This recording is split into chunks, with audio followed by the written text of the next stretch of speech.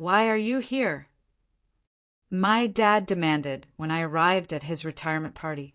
This is for those who made me successful. I paid for his MBA, $87,000. I co-signed his first business loan, $340,000. I covered his bankruptcy fees, $23,000. I smiled, gave him an envelope. Invoices. Payment due in 30 days. When his lawyer read it, okay, picture this.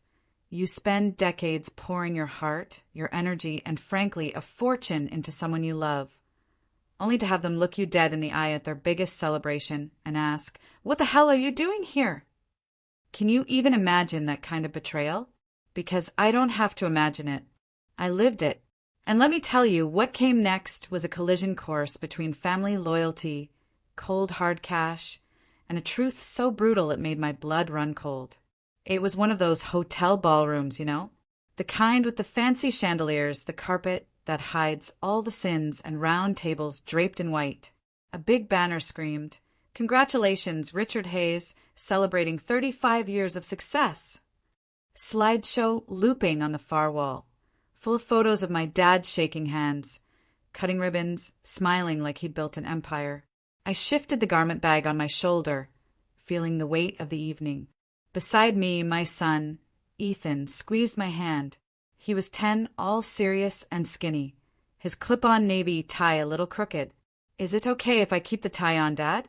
Grandpa said it was a formal event. He'd spent the whole car ride practicing what he'd say when he gave my dad the drawing he'd made. A meticulous pencil sketch of an office building, tiny windows, my dad's gray hair carefully shaded in. I was about to answer him when my dad, glass in hand, already wearing that tight, practiced smile, cut straight across the room toward us. "Why are you here?" he asked. "No, hello." "No, you made it." Just that. I actually laughed out loud because I thought I must have misheard him. The sound felt hollow, brittle. "We got the invite, Dad," I said, trying to keep my voice light. "Congrats. Big night." He barely glanced at Ethan. Just a dismissive flick of his eyes, like my son was a piece of furniture someone had forgotten to move. Then he looked back at me. "This is for people who contributed to my success," he said, louder this time, making sure the people at the nearest table could hear him. My throat went bone dry.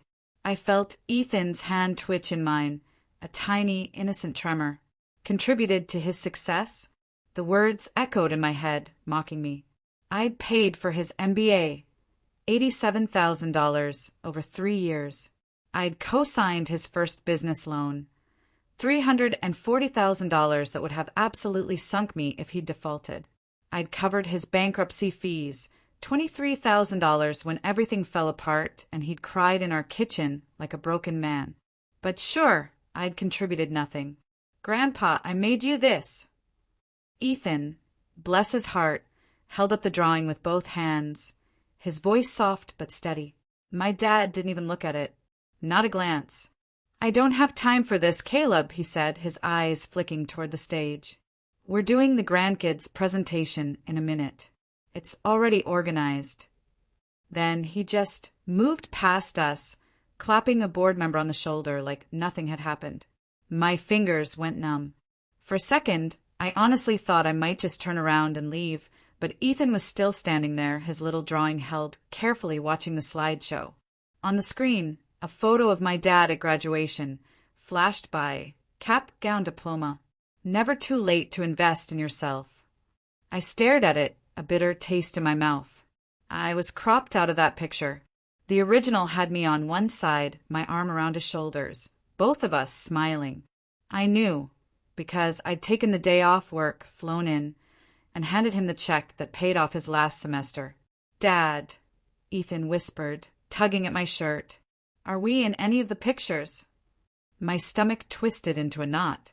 "We'll see," I lied. 15 agonizing minutes later, the MC tapped the microphone. "Now, before Richard gives his speech, we've got a special surprise from the grandkids." Staff wheeled out a huge cake with "World's Best Grandpa and CO" written in blue icing. My sister Hannah stood up, motioned to her 2 kids. My brother Josh nudged his son and daughter. "Come on, guys," she called into the mic. Ethan started to rise, his eyes bright with hope.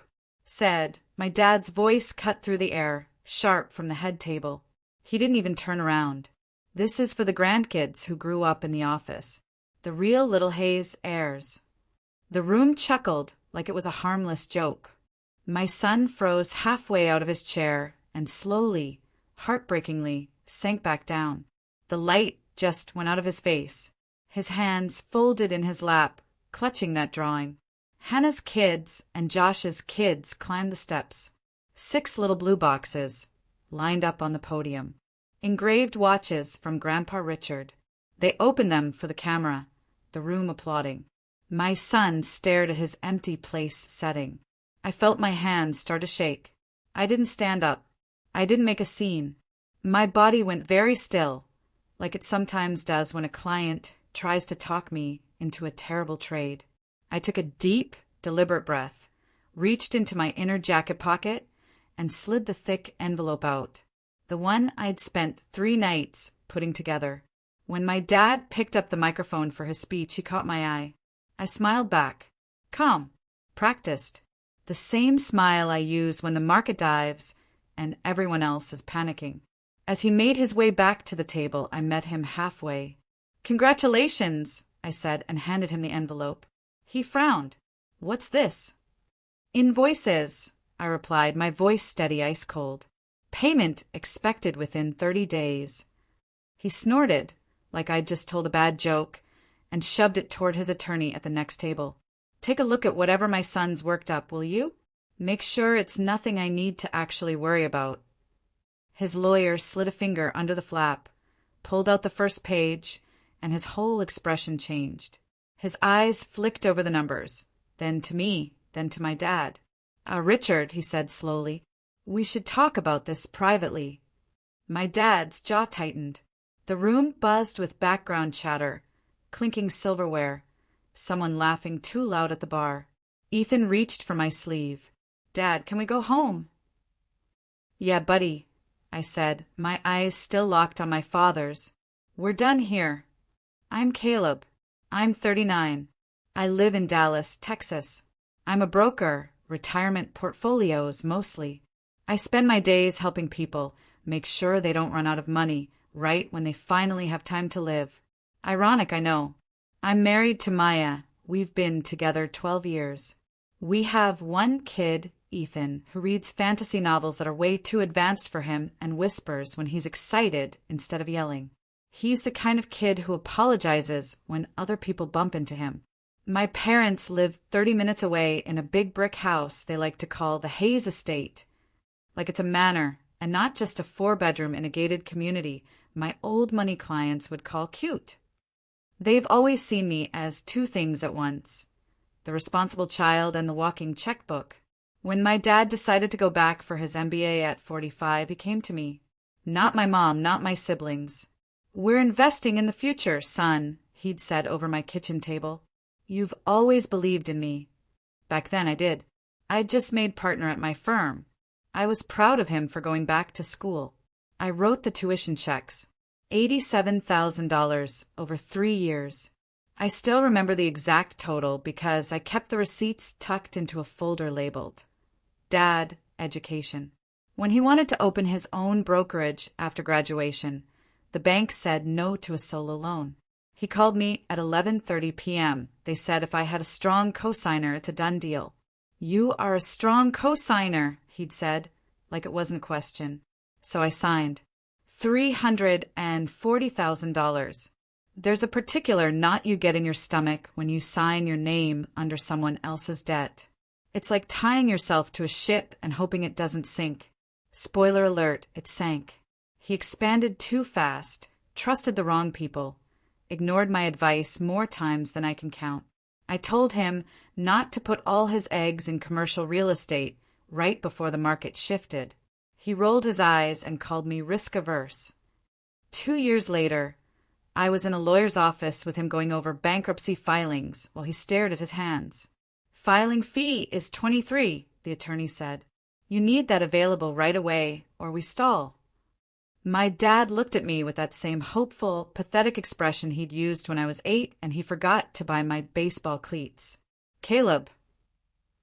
I paid $23,000 on my card.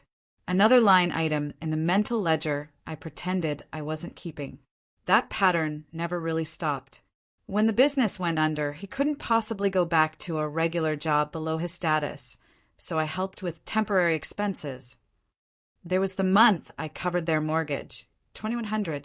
The time their roof leaked and somehow I ended up booking the contractor and paying the deposit, $4,800. Every Christmas, my wife and I would send over a check for incidentals. $3,000, then $5,000, then just wire whatever you can. Son, we're a little tight. My siblings see him very differently. Hannah is 3 years younger than me. She lives 20 minutes away in a house my dad likes to brag he helped them negotiate, like that somehow compares to the down payment I wrote. Josh is the baby, 6 years younger. He works in sales, which is all anyone says when he shows up late to dinner and leaves early. They both have kids. My parents call them the future of the Hayes name. They have framed photos of them everywhere, on the mantel along the staircase in their home office. There's exactly one photo of Ethan in that house. It's from when he was 3, wearing a Santa hat, mid-blink. It sits on a side table, half hidden behind a lamp. When Ethan was 8, he asked my mom why there weren't more pictures of him. She laughed it off. "Oh, Grandma's just so busy. I never get around to printing them, sweetheart."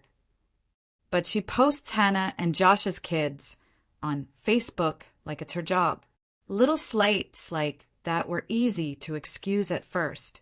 The time they took all the grandkids to the zoo, and Ethan spent the day at our house because he had school, even though Hannah's kids did too.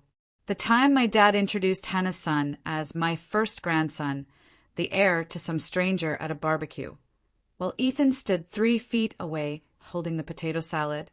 Ethan pretended not to hear. I pretended my chest didn't feel like it was caving in. I kept telling myself they'd come around, that they were old-fashioned or clueless, not cruel. I didn't want to admit they cared more about the kids who lived in the right neighborhood, with the right last name, in the right photo frames. It wasn't until this year that I stopped making excuses.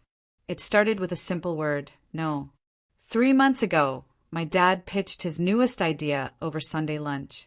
"There's a franchise opportunity," he said, sliding a glossy brochure across the table. "We buy in now. They're projecting double returns in 5 years. I need 150,000 liquid. I figured we could go in together." "We?" I asked. "You front the capital. I run the shop," he said like it was obvious. "We split profits, 70 to 30. 70 for you, 30 for me?" I clarified. "Of course. I'm the one putting in the sweat equity." Maya squeezed my knee under the table. I could feel her warning in that touch. Don't do this again. I thought about Ethan's braces we'd be paying for soon. The college fund we'd been slowly filling. Our own retirement, something I, of all people, knew could disappear if you weren't careful. "I can't, Dad," I said finally. "I'm not investing in another one of your businesses." He stared at me like I'd spoken another language. "What do you mean you can't? You're the one with money." "I mean, I'm done funding your risks," I said. "I need to take care of my family." He didn't yell. He just went very, very quiet. My mom changed the subject. Hannah and Josh dove into sports talk, but the temperature in the room dropped about 10 degrees. They've been punishing me ever since. Fewer invitations, snide comments about how some people forget where they came from. Jokes about me being selfish now that I had fancy clients. But I still showed up, still answered calls, still told Ethan, "Of course, we're going to Grandpa's party. It's important." Apparently, the punishment extended to my son. We drove home from the retirement party, mostly in silence. Ethan sat in the back seat, tie loosened, staring at the drawing in his lap. Streetlights streaked across his face. "Hey," I said quietly, "you okay back there?" He shrugged without looking up. I guess Grandpa didn't recognize us. My throat tightened. We were right in front of him, buddy. He swallowed. He said the people who contributed to his success. I thought since you helped people with money, you did. Out of the mouths of kids. I gripped the steering wheel. I did, I said. I helped a lot. That's not on you. He traced a line on the paper. Why didn't he want my drawing? Because he doesn't see you. Because you're leverage when he wants to brag, not a person when he wants to give thanks. I don't know, I said instead. But that's his loss, not yours. Okay. He nodded, but his eyes stayed on the paper. He folded it carefully, slid it back into the envelope he'd brought it in. Maya reached back and squeezed his knee. How about pancakes for dinner? She asked. With chocolate chips. He nodded again, a little more real this time. That night, after Ethan went to bed, I spread out the folder on our dining table. Old emails, screenshots of transfers, PDF statements, confirmation pages. Dad, education. Dad, business loan. Dad, bankruptcy. Mom and Dad, temporary help. Stuff I'd kept because I'm a numbers guy, and my brain files things as debits and credits, whether I wanted to or not. Maya stood in the doorway, arms folded. You're really doing this, she said.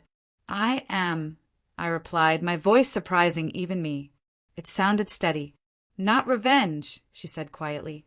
Not revenge, I agreed. Accounting. I totaled the education costs again. $87,000. I pulled the original loan agreement and printed the page where my name sat under his.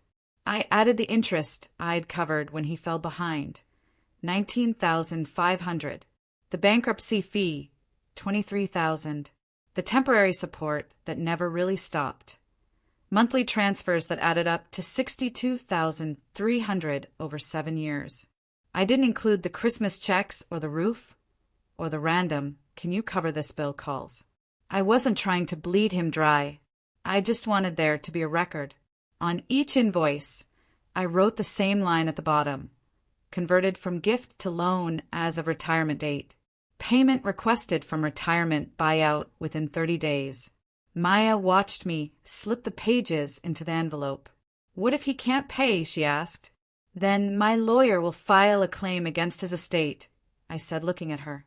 But either way, I'm done. Done paying, she clarified. Done paying, I repeated in every sense. The calls started before we'd even finished breakfast the next morning. First, my mom. Your father is devastated, she said without preamble. You embarrassed him in front of everyone. I handed him paperwork, I said quietly. You know what I mean, she snapped. Dragging money into his retirement party after everything he's done for you. I actually laughed, a short, sharp sound. You might want to read those invoices, Mom. She ignored that. He says he doesn't owe you a dime. Family helps family. That's what you do. You don't send an invoice like some bill collector. I help my family, I said, my voice chilling. You made it clear last night that you don't consider Ethan part of that group. I'm aligning the money with the reality. That's not fair, she hissed. You know, your father was under a lot of pressure when the business failed, and I was under a lot of pressure keeping my own family afloat while covering his, I countered. Nobody made excuses for me. There was a long pause. So this is it, she said, her voice dripping with melodrama. You're cutting us off because you felt slighted at a party? I pictured Ethan's face when the watches were handed out. How his fork stayed on the edge of his plate. This isn't about a party, I said. This is about years of you treating my son like a background extra while cashing checks for me every time you're in a bind. I'm not your backup bank anymore. I ended the call. My hands were shaking, but it felt right. 5 minutes later, Hannah rang. What the hell was that last night? She demanded. Dad's furious. He says you blindsided him. He told my 10-year-old he didn't belong there, I said, my voice tight, in front of a room full of people. Oh my God, he was joking, she said. You know how he is. Yeah, I said. I do. She huffed. You made Mom cry. I'm sure she'll recover, I said. Maybe she can dry her tears with some of the interest I forgave. You think you're so high and mighty because you have money now, she spat out. We don't all have your options. You're right, I said. But you also didn't sign your life away on Dad's loans. You didn't write the checks. You didn't take on the risk. I did. And he still erased my kid from his big night. Silence. So what? She said finally. You're just what? Suing Dad. I'm giving him 30 days to do the right thing, I said. After that, it's between my lawyer and his. My part is done. You're unbelievable, she said. You could ruin them. I didn't ruin anything, I said softly. He did that himself a long time ago. I just stopped cushioning the impact. She hung up on me. Josh texted a few hours later. Bro, seriously? Dad says you are shaking him down. You know they can't afford this. I stared at the screen for a long time before replying. They couldn't afford the risks either, but they took them on my name, on my future. I have a kid to protect. I'm done pretending this is normal. He left me on read. 2 days later, my lawyer, Denise, called. So, she said, I've heard from your father's attorney, and he wanted to confirm the totals. She paused. He also wanted to know if you were open to family mediation instead of formalizing this. What did you say? I asked. I said I'd ask my client, she said, her voice dry. But I also reminded him that your documentation is solid and that you have no obligation to treat this as anything other than what it is. Repayment of personal loans. I closed my eyes for a second. If he pays from the retirement buyout, I'm done, I said. No interest, no public drama, just clean records. And if he doesn't, she asked. Then we proceed, I said. But either way, I'm done sending money. I want that on the record. It already is, she said. I canceled the standing transfer from your joint account this morning per your email. You'll get the confirmation in an hour. One clean move. No more late-night wires. Just this once. No more monthly drip feed disguised as helping out. No more propping up their lifestyle while they pretend my son doesn't exist. I took Ethan to school that morning feeling lighter than I had in years. He lingered by the car, backpack slung over one shoulder. Am I in trouble with Grandpa? He asked suddenly. Why would you be? I said. For the party, he said, looking at the ground. Maybe he didn't want me there. I knelt, so we were eye level. Hey, listen to me. You didn't do anything wrong. If an adult treats you like you don't belong, that's about them, not you. Got it. He chewed his lip, then nodded. Are we going back there? Not for a while, I said. And next time we go to a party, it'll be one where they're happy we're there. He thought about that. Can we have a party here instead? A slow smile pulled up my mouth. Yeah, I said. I think we can. The fallout came in waves. First, the dramatic texts from my mom. I never thought my own son would humiliate his father this way. Money comes and goes, but family is forever. You're letting Maya poison you against us. Maya rolled her eyes so hard she almost fell off the couch when she read that last one. Then the guilt trips from Hannah. Mom hasn't slept since the party. The kids are confused why Uncle Caleb is mad. You're breaking this family over a spreadsheet. And the more subtle, twisted messages from my dad himself. He didn't call, of course he didn't. He emailed. Subject line, clarification. Caleb, I admit I may have said some things in the heat of the moment at the party that came out wrong. You know how I get when I'm overwhelmed. That said, putting a dollar amount on family support is beneath you. I always intended to make it right with you once things settled. Formalizing it like this creates bad blood that can't be undone. You're my son.